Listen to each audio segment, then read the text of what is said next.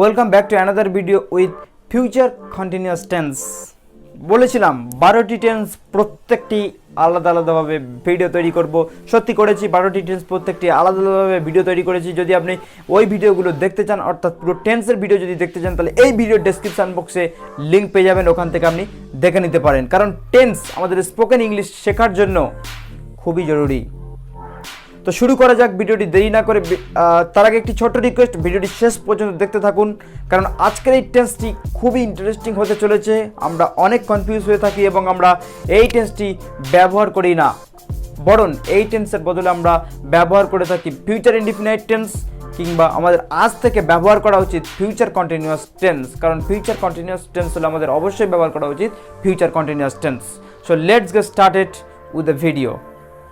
Future continuous টেন্সটা কি আগে বলে থাকি যে আমরা এরকম হয়ে থাকে যে আমরা কাজটি করতে থাকবো, কিন্তু আমরা এটা বলে থাকি যে I will do the work. I will do the work হবে না, আমি কাজটি করতে থাকবো, মানে এটা কন্টিনিউয়াসলি করতে থাকবো। তারপরে কি খেতে থাকবো, মানে আমি কন্টিনিউয়াসলি খেতে থাকবো। দেখতে থাকবো, মানে আমরা কোনো টিভি দেখছি কিংবা মুভি দেখছি কিংবা মোবাইলে কোনো সিন দেখছি, তো আমরা এটা দেখতে থাকবো, মানে কন্টিনিউয়াসলি দেখতে থাকবো। সেক্ষেত্রে আমরা ফিউচার ইনডিফিনাইট টেন্স কিন্তু ব্যবহার করে থাকি, কিন্তু এক্ষেত্রে আমরা আমাদের উচিত ফিউচার কন্টিনিউয়াস টেন্স ব্যবহার করা। তো চলুন দেরি না করে শুরু করা যাক। প্রথমে আছে আমি কাজটি করতে থাকবো। এর সূত্রটি হলো সাবজেক্ট, আমাকে শ্যাল উইল বসাতে হবে, তারপরে বি বসাতে হবে, তারপরে ভার্বের সঙ্গে আইএনজি এবং তারপরে অবজেক্ট, তারপরে রেস্ট।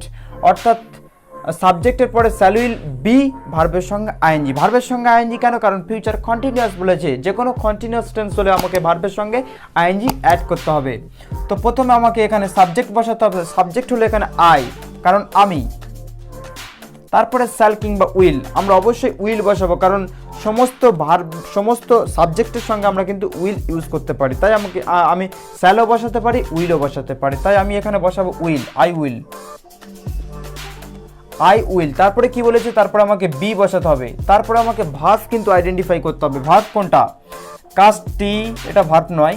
কাজ করাটা ভার্ব, কিন্তু কাজটি এটা ভার্ব নয়।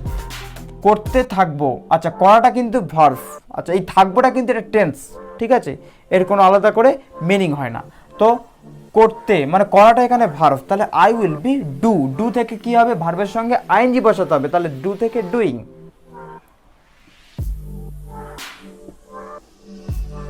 ওকে, তো আই উইল বি ডুইং মানে কি? আমি করতে থাকবো। এবার বলেছে আমাকে অবজেক্ট।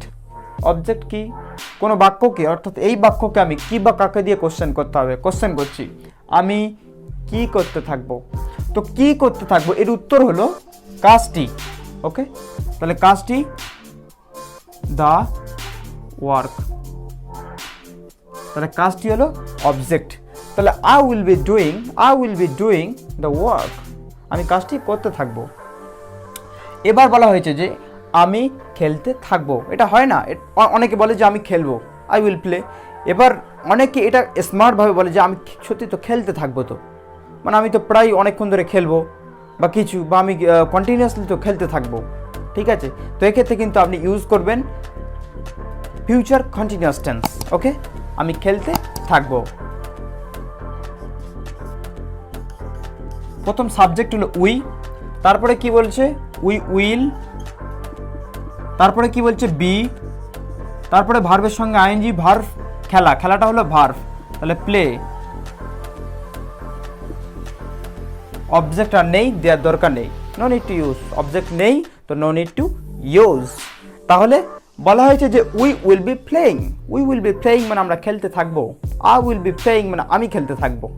ওকে, তো 3 নম্বর সেন্টেন্স ছিল সে টিভি দেখতে থাকবে। অর্থাৎ আমরা যখন টিভি দেখতে বসি প্রায় 1 ঘন্টা কি 2 ঘন্টা পরে কিন্তু উঠি, তাই আমি টিভি দেখতে থাকবো, আমি টিভি দেখবো, আই উইল ওয়াচ। ওকে, কিন্তু এখানে ফিউচার ইনডিফিনিট টেন্স না ব্যবহার করে আমরা আজকে থেকে ইউজ করা ধরবো ফিউচার কন্টিনিউয়াস টেন্স, ঠিক আছে। তাহলে কি তাহলে আমি কি দেখতে থাকবো। ওকে, সে টিভি দেখতে থাকবে, এটা কোন টেন্স হবে? Future continuous tense.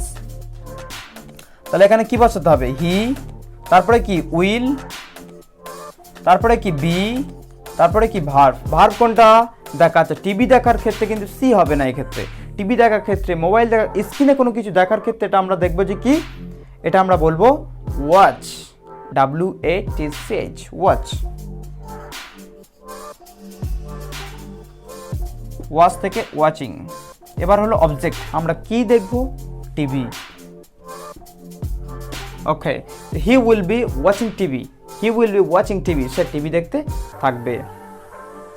মেয়েটি কাঁদতে থাকবে, অর্থাৎ অর্থাৎ অর্থাৎ এটা দেখা যায় যে অনেক মেয়ে তাদের কাঁদার নাম আছে, ঠিক আছে, তারা কাঁদলে আর কিন্তু ওঠে না, মানে কাঁদা ধরলে কিন্তু আর ছাড়ে না।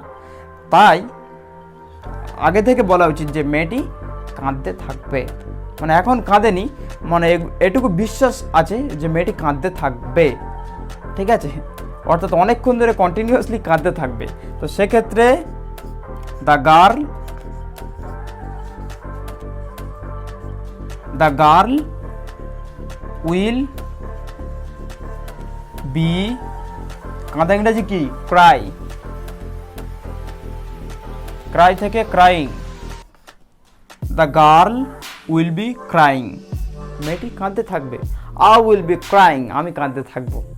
ওকে, thank you so much for watching the video, see you again in the next video. এবং ভিডিওটি কেমন লাগলো অবশ্যই লাইক এবং সাবস্ক্রাইব করতে কিন্তু ভুল করবেন না।